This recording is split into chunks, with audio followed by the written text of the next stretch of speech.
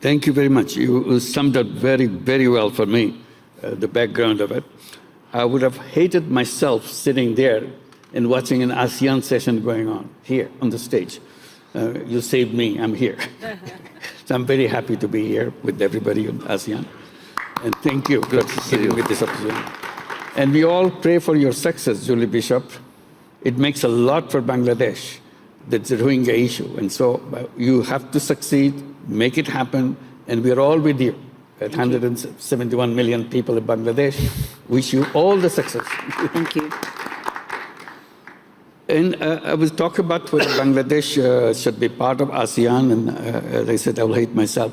I consider myself personally as a part of ASEAN. It goes for a long time. It's, because when I started my work, the first country that adopted our work was Malaysia. Amana Ikhtiar, Malaysia, and next to your constituency. Anwar has become a very good friend since then. We have been very close, and enthusiasm that he showed in our work, as a result, is a spread. The whole idea of microcredit spread all over Malaysia. And that was the beginning of the idea of microcredit going out of Bangladesh. That's the first country. So that brought me so close to Malaysia, and it became stronger and stronger relationship with Malaysia. We feel extremely well connected together. So I don't see why we cannot be together in ASEAN. And my friend, Prime Minister Anwar, has already assured me that somehow we will become a part of ASEAN, starting with the dialogue partner, which is available, hopefully, because emotionally we're so close to make it happen. And then came Indonesia, next to Malaysia.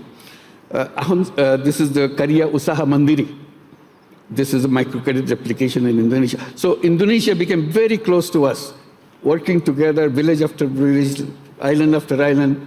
So I cannot see myself distancing from Indonesia. We're so much part of Indonesia, so personally happening. And Vietnam, almost every single women leader in Vietnam came to Bangladesh to study what we are doing and bring it to Vietnam. We did our program all over Vietnam. So personally, we're already part of ASEAN. We cannot take it away from us. We have to accommodate us into ASEAN. This is something that we have to work together. So this is what we're looking forward. I'm very honored to be here along with everybody else from ASEAN speaking today. The point I wanted to raise with ASEAN is a part of ASEAN, emotional part of ASEAN. It's a wonderful group of countries moving forward, very confident steps, future looks very bright. But the question that I've been raising in Bangladesh, and I want to share it with also ASEAN countries, what kind of future that we see for ourselves as a region, as a country? Do we follow the same footsteps that the West has done as a success and the same development paradigm that we have learned? And I'm always saying, no, that's not the way we should do. We should create our own way of what we see as a development, as a future of our countries, and so on. One of the things we said, all the issues and definitions and the concepts that we have adopted from the Western way of looking at it can be redesigned. And that's one of the things is the whole banking system, whether banking system should remain connected with the people with money. Can it be redesigned to bring it to people who don't have money, starting with that? And that's what the changes in the microcredit came as a change for that, addressing that, challenging the whole banking system. Banking system has to be redesigned. And that led to us another issue which we want to share with ASEAN. As a part of ASEAN, we will have to work together to make a different kind of society that we have right now, following the same kind of old footsteps that we do. Avoid the whole wealth concentration issue completely, right from the beginning. Because otherwise, if you follow the same step, we go back to the same thing with all the concentration of wealth. It's a globally concentration of wealth is going on, and that will be a disaster for future. So how to do it differently? That's where the banking system comes, very important. Making availability of the finance to the people And that should be part of the whole ASEAN paradigm, that this is what we do. We ensure that no matter who a person is, either a poor person, a rich person, man or woman, as a human being, I'm entitled to it. I can change my own life. And that's what the kind of mission should be integrated into the ASEAN way of thinking. It's not the same thing, but we adopt many things, but we also add things. And that led to the issue of entrepreneurship, which we have been talking in Davos. Klaus Schwab has created, and with Hilde Schwab, the Foundation for Social Entrepreneurship. So the whole idea of social entrepreneurship comes, how to create an economy based on social entrepreneurship, rather than just follow the same path of profit maximization, growth, and so on. How much growth is important, how much sharing of wealth is important, so together.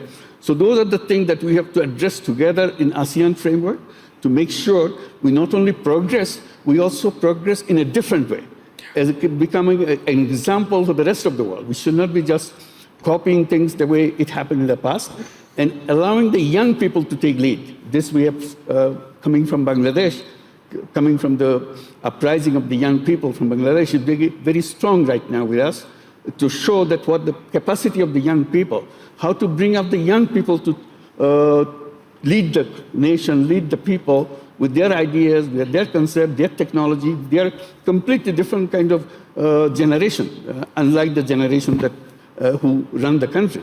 So how to make sure we adopt them, bring them forward, so that they can bring their ideas and leadership and concepts to impact on the economy and the society as it together. So those are the issues that we want to raise it, and we'll be very happy to join ASEAN. We are waiting for it very eagerly, and we want to do a job which will be something for the world to see.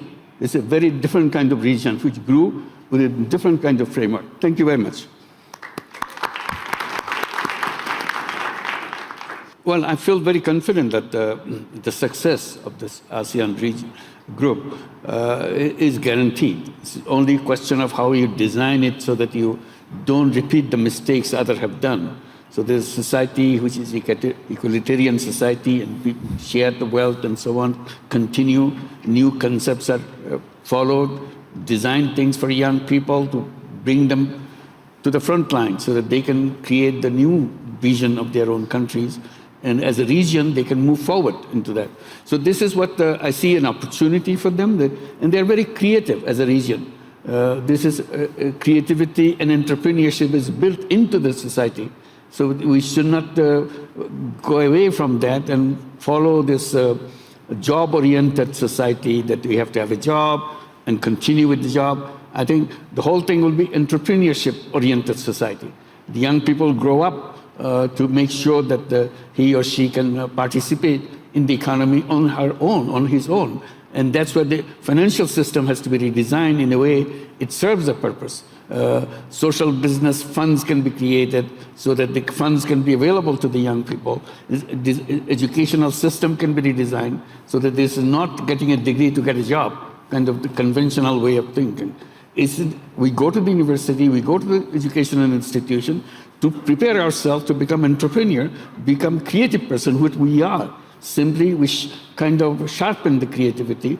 Education gives us the knowledge and gives us the opportunity to make sure we come out as an individual creative person and contribute to the society. It's not for personal gain all the time. It's personal gain is one part, and the social gain. So each one growing up, not just one-dimensional person which pursue the life just for his or her own personal achievements. So it will be something part for yourself and part for the community, society that you belong to, so that that society becomes better society after what you have done. Thank you. Thank you. Thank you for those wonderful words at the end. Thank you so much to this great panel. I think we know a little bit more about not only ASEAN, but also the possibilities in the years to come. It was a great panel. Give them a big applause. Thank you.